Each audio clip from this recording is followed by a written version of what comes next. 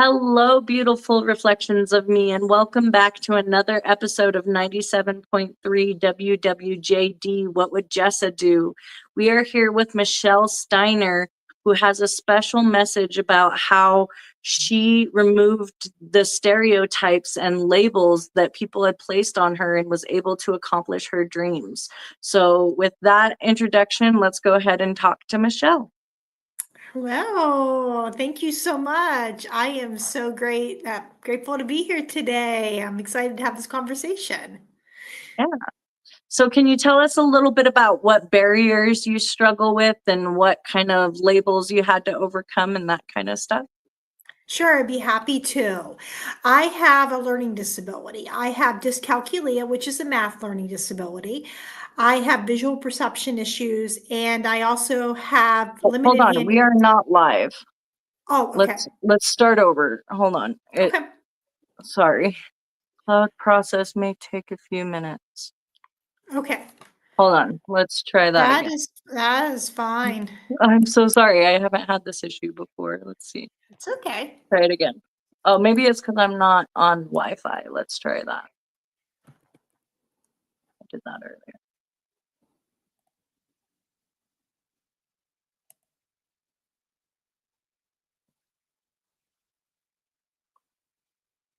Hello, beautiful reflections of me, and welcome to another episode of 97.3 WWJD. What would Jessa do? Today, we are here with a very special guest, Michelle Steiner, who has a story about how she was able to overcome the labels and the stereotypes and was able to accomplish her dreams. So, Michelle, can you tell us a little bit about yourself and your story about how you overcame certain labels and what you had to overcome? Sure, I would be happy to. Well, my name is Michelle Steiner. I live in Pennsylvania with my husband Ron and our two cats, Jack and Sparrow. I am a writer, a speaker, a photographer, and a paraeducator. And I also have a learning disability. I have dyscalculia, which is a math learning disability. I have visual perception issues, but it's in my brain, not in my eyes. And I also have limited hand dexterity in both of my hands. And I have had these issues since I was a young child. I was diagnosed with having a learning disability whenever I was in kindergarten. My teacher she saw that I was really struggling in the classroom with counting, with tying my shoes, with writing my name, and anything math related. So she recommended that I get tested for having a learning disability. And sure enough, I do have one. And at that time, they didn't give very specific names, but they knew I was not going to be a mathematician by the time I was 5 or 6. I had to repeat kindergarten the following year in a different school. And it was really difficult for me. I had specialty instruction in all areas.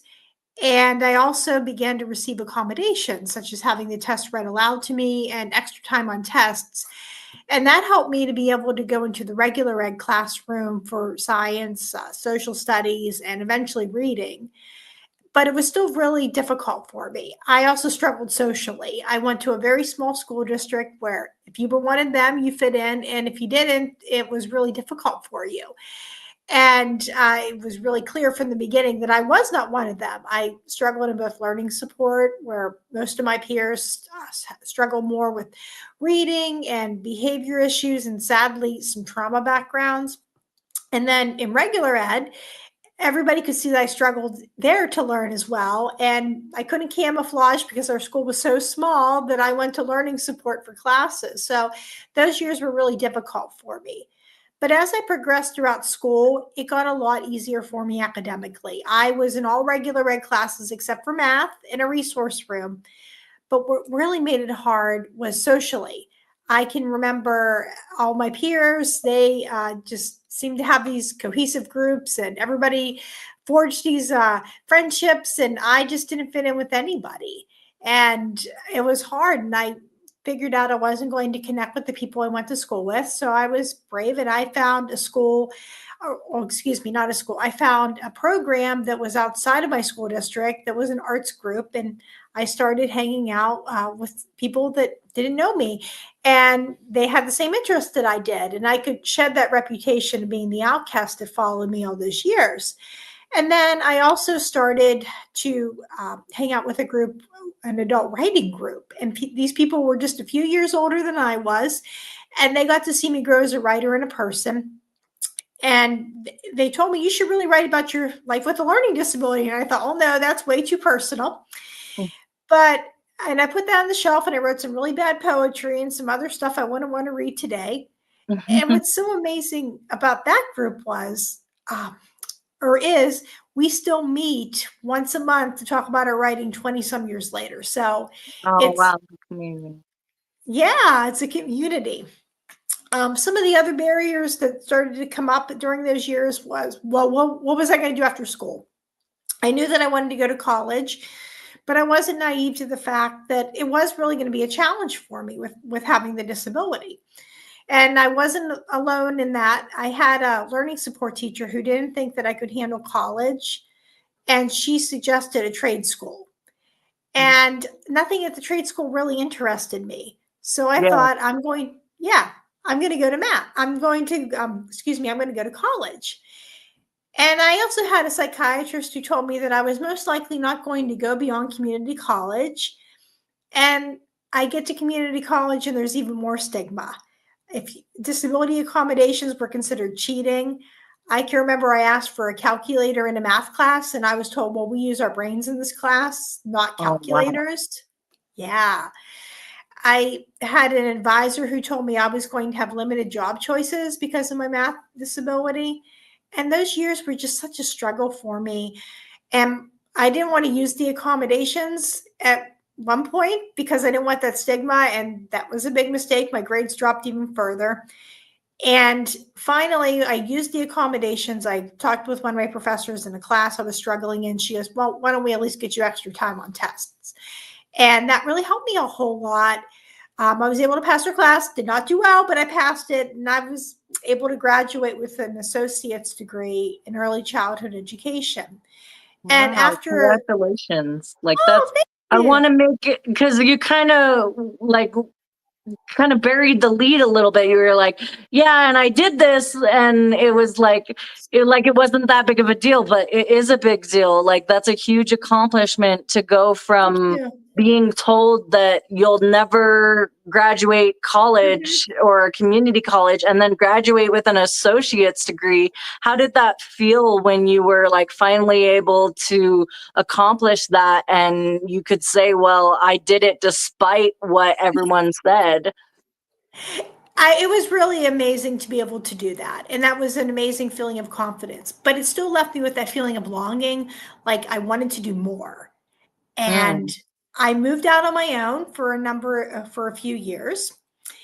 And I enjoyed having my independence because I'm not able to drive because of my disability. But be careful what you wish for, because there was still that longing. And I ended up having to move back in with my parents for financial reasons for a season. And I thought, this is the time to go back to college, go to university, just to give that a try. And I carefully researched a program that had the least amount of math and science possible. It had disability accommodations. And this time I made sure that I went in and I used them. I had a note taker. I had extra time on tests. I had tutoring that I used. And most importantly, I advocated for myself. I could go up to a professor and tell them that my name was Michelle and I had a learning disability and these are the supports I'm going to need. And that was just amazing to do that. Most people were so understanding and would do anything they could do to help. Occasionally you got one or two that didn't quite get the memo, but that was okay.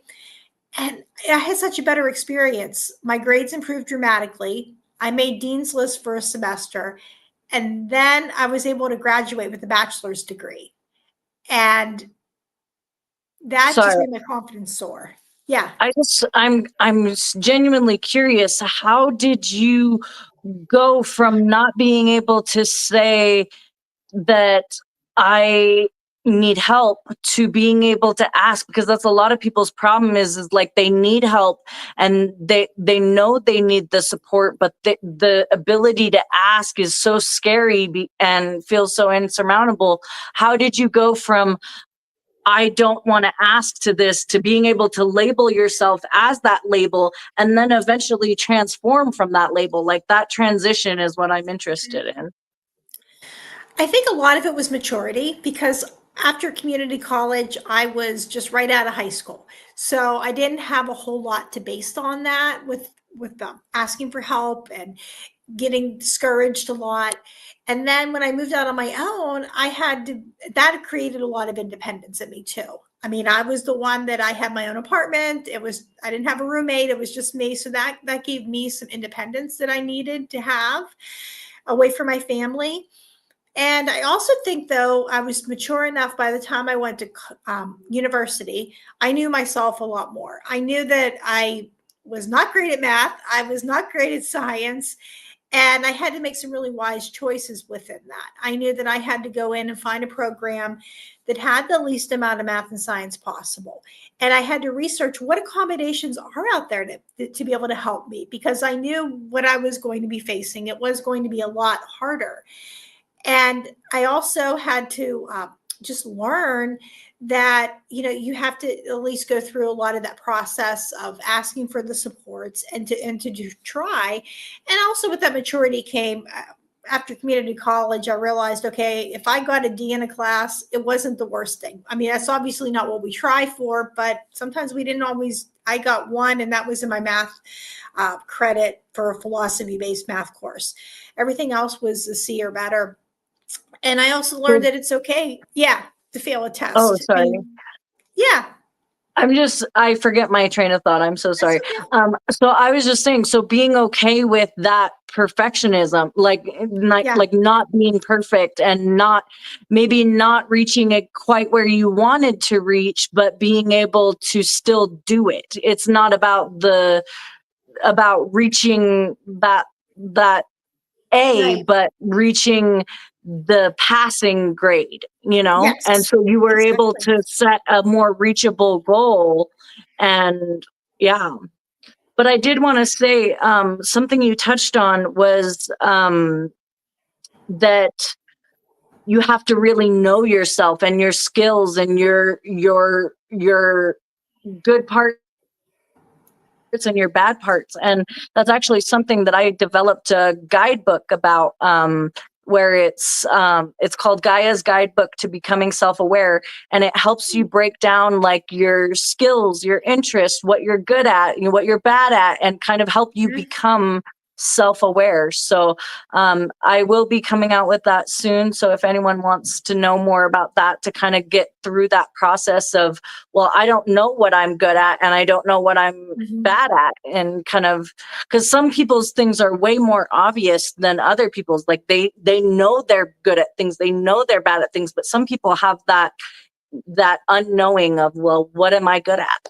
So but go ahead, continue what you were saying. Sure. And I just had that confidence whenever I graduated. And I was able to just be able to, I graduated with that bachelor's degree despite being told I couldn't do it. And my disability didn't go away. But I also had to be that person that, like you said, I knew what I was good at and what I was bad at, because I had people that were pressuring me and saying, well, I bet if you could just get your act together, you could become a certified elementary school teacher. And I knew that wasn't a possibility for me, but I found a program that was still helping people. It was still working with students, still working with individuals with disabilities. It just was not the teacher certification end of that.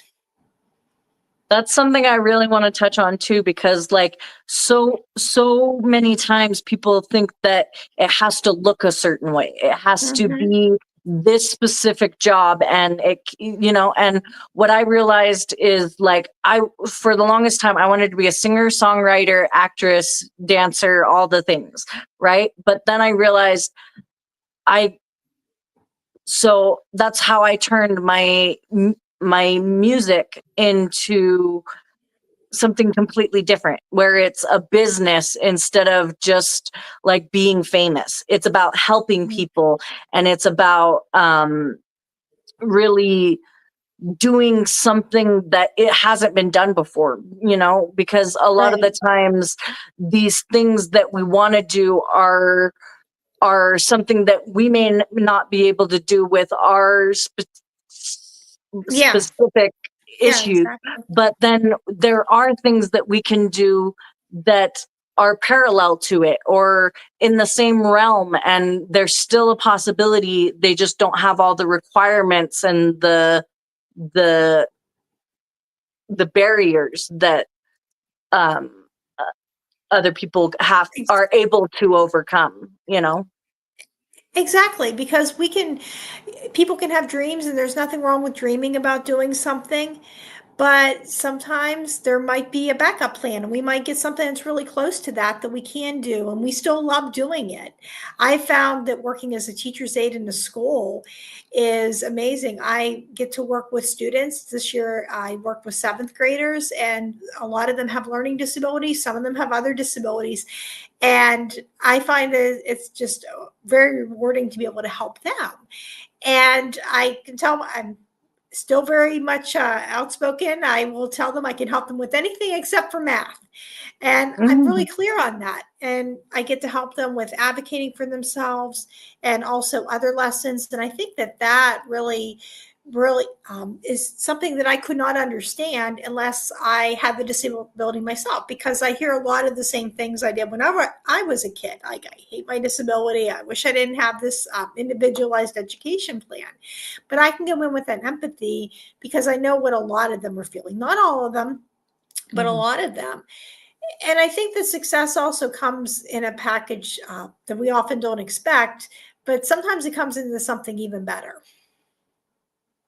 Yeah, absolutely. That's exactly what I was saying, is like Hmm. the not being the rigidity of like it Yeah, has to look a certain way, because like even expecting like your students to be, yeah, they're all different. They're all very yeah, different energies and personalities and ability wise. And so to not look at someone and say, well, you must, like, it has to be this way, you have to perform this way or you're not adequate, or it has to be this amount of layer of success or you're not right. worth something. Like, I've had to deal with all layers of imposter syndrome Hmm. because I know I Yep, have something value to offer the world, but I believe because I'm not successful yet that I never will be, right? But right. that's the imposter syndrome. So we have to remember that, like, it doesn't have to look a certain way, and that Right. we can overcome these labels by not limiting ourselves to think that we can't do something else because we can't do this one thing, right? Just because we're bad at one thing doesn't mean that we're bad at everything, Exactly. and that it has to be perfect, you know? Like, it doesn't have to be that A plus, it can be that C as long as you're passing, you know?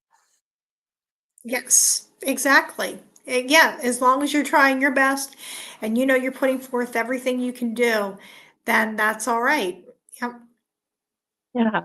I think like a lot of people in their lives, they think that because they haven't reached that level of Hmm. success that they're not good enough, and that, you know, Hmm. like for me, it was like, it was that I couldn't keep a job. That was my thing. I couldn't keep a Hmm. job. I would be in and out of hospitals, jails, just tons of mental health issues. And I put this label on me that I can't hold a job. And then just realizing that it doesn't have to look that certain way. And I Right. was able to build a business instead. Everyone has different jobs that they're able to do. And it has to Right. be flexible. You know, you can't think that everyone's going to be an accountant and everyone's going to be a mathematician when not everyone likes numbers. Like, even if they're good at it Yeah. doesn't mean they like it. You have to do something you love. Right, exactly. You have to do what you love to do, what your passion is, what your dream is. I knew that if I went to uh, to go to a trade school because everybody thinks, oh, that's so easy. Well, for me, it would have been a lot harder. I can't imagine doing cosmetology much respect as I have for anybody that goes to a school and has a trade. But if I was someone's hairstylist, I probably would cut their hair in different directions, and it would not be good. And I certainly couldn't do protective services with not being able to drive a car.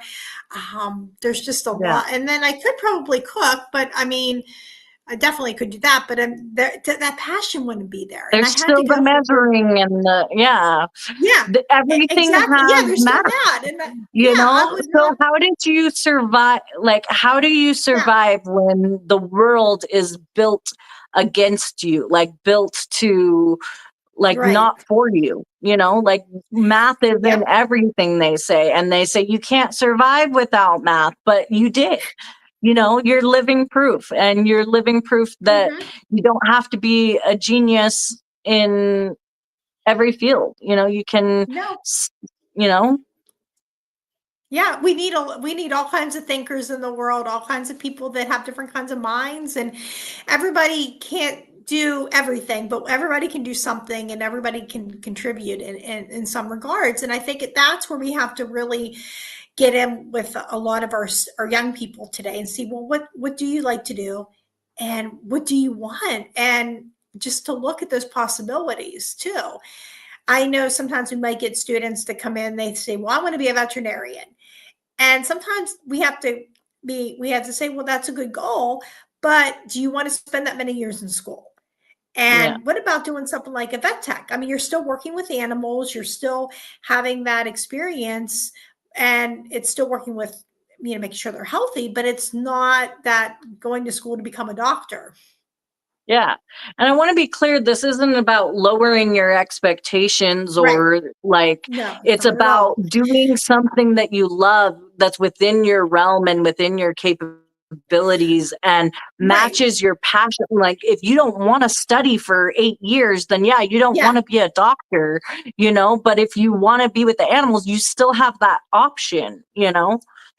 Exactly. And everybody has the option. And if you decide that you want to go into it and decide that you want to be a doctor and go for all those years, you have that just as many opportunities as anybody else does. And you can get into it, and you can be successful, or you might get into there and think, oh, maybe I do want to be the vet tech now because I don't want to go in for all those years. And I think everybody deserves the chance to at least try and to make that decision. And life happens, right? Like, situations happen where we can't always control. Maybe we can't, like, maybe you get married and you don't want to continue school after a certain point. So being okay with where your life takes you.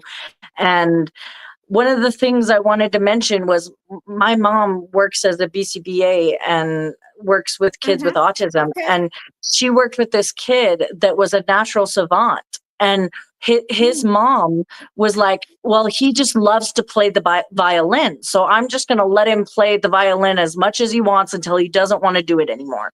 And so he played the violin, and he became like a genius with the violin and like natural prodigy. And then he loved science so much. So he got into science, and like he made all these discoveries and was like a physicist and all of this stuff. And it was because he was passionate about it. And he did really well in it because he focused on that one thing that he was really good and passionate about. And then he went on to play ping pong or either ping pong. Yeah, I think it's ping pong. So then he became the world ping pong champion. So it's just like following your heart and doing what you love and what is in your realm of capability, and not trying to let people's opinions and labels of us dictate whether we can and can't do anything, even if it's our own labels that say, well, I don't think I can go to school, or I don't think I can keep a job, or, you know, like, it's those, in my line of business, I call them bonds. So they're in pranic healing, they're called bonds, that the words that people put on us or the words we put on ourselves, and you can break those, and they're essentially limiting beliefs, you know, and they keep us held back. But if we can let those go and shed that like a like a skin, and just remember Mhm. that we can be Yeah, whoever we want to be. Just like when they told us when we were kids, you can be whoever you want to be. You can be the president. You really can. But I right. think the important thing is knowing that it doesn't have to look a certain way. It doesn't have to be Exactly. that, like, the president. Yeah, you could be the president, but maybe you're a senator, or and maybe it Right, doesn't, just because exactly. it doesn't look like how you want it to be now doesn't mean you won't eventually get there either, you know Exactly. Yeah, exactly. Because it doesn't always look maybe the way that we anticipated. Sometimes it looks even better. And yeah, I agree. Sometimes things just look differently, and that's okay. yeah. And I think letting the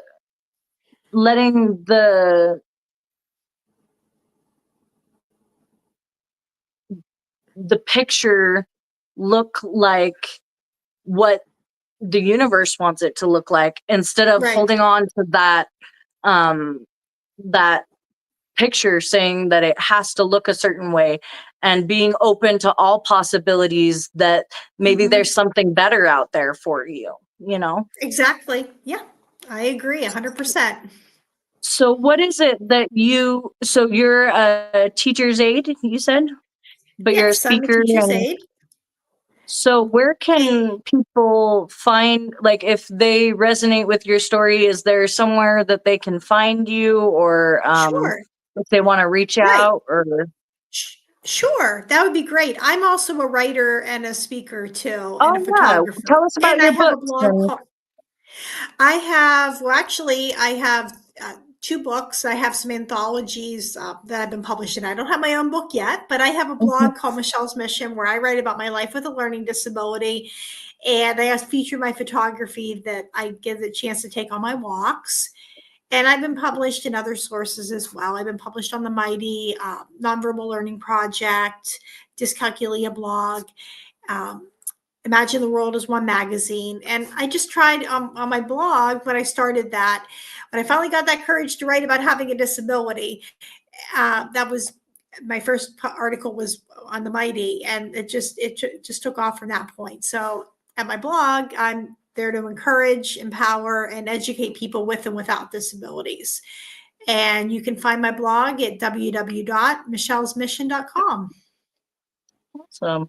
So, how are you trying to, like, with your speaking and stuff, is there something that you want people without disabilities to know about people who struggle with learning disabilities, or mental disabilities, or physical disabilities? What would you say to, if you could Sure. end One the of the first things stigma? I would love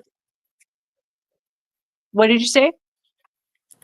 One of the things I would say one of the things I would say is that disabilities such as mental disabilities, learning disabilities, addiction, things like that, they're real and people can't see them. I know a lot of people will tell me, well, you don't look like you're disabled. And I have to tell them that not every disability is visible. And sometimes we're so conditioned to believe the disabilities we can see, that we get so caught up in that we lose sight that maybe there are some out there that people can't see, but they still affect other people, and they are definitely real. Yeah. And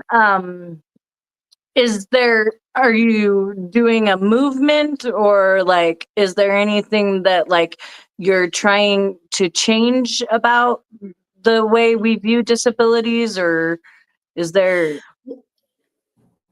My hope is that people can really have a better understanding of what learning disabilities are and other disabilities as well, so we can educate people on them with and without disabilities. And I do that through a lot of my writing. I will do a lot of nature analogies with that. So I might talk about the process of my accepting my disabilities like a flower that's unblooming. I do a lot of those because I'm not able to drive. So if I don't have a ride somewhere, I get that chance to walk. And people tell me I bring out the details of flowers that other people will miss. So I get that chance to take that picture of that flower. And I'll sometimes put that in with my blog posts. And I also want to be able to empower people. I want to empower people that have disabilities that they can be whoever they want. They can be strong even with having that. And I also want to encourage other people with disabilities to know what they want and to be able to find a way to do that. Absolutely. And that's why I wanted you on my podcast, is because I totally resonated with your message. I have my own disabilities, and I have had to overcome the labels of like schizophrenia and borderline personality disorder. People hear those words Right. and they're frightened.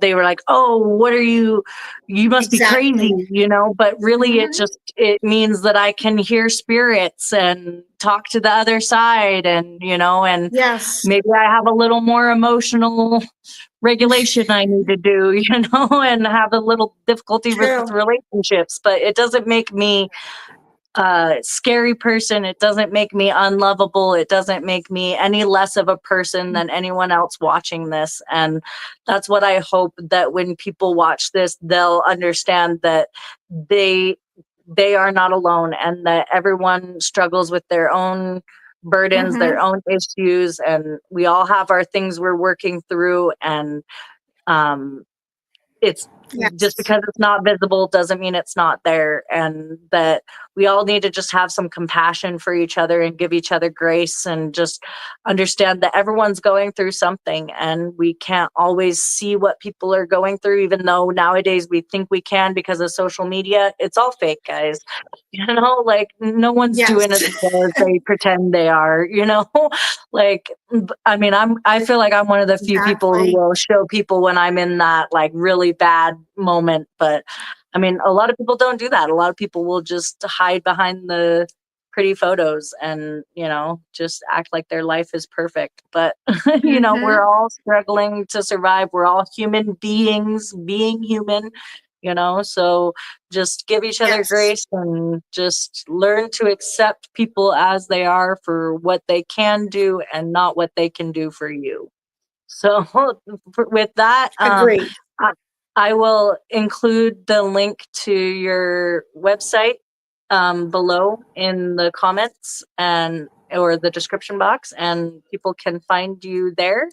And Okay. I will also eventually add my Gaia's guidebook, but that's still being put together. So, but thank you so much, Michelle, for coming on my podcast and for All all of your right. wisdom Thank and you. sharing yourself. Like it's a big deal that you're able to talk about the um, learning disability now and being able to share that story. I'm sure it'll help a lot of people, and we're very grateful for you. And to all these beautiful reflections of me, thank you for watching, and we will see you in the next episode.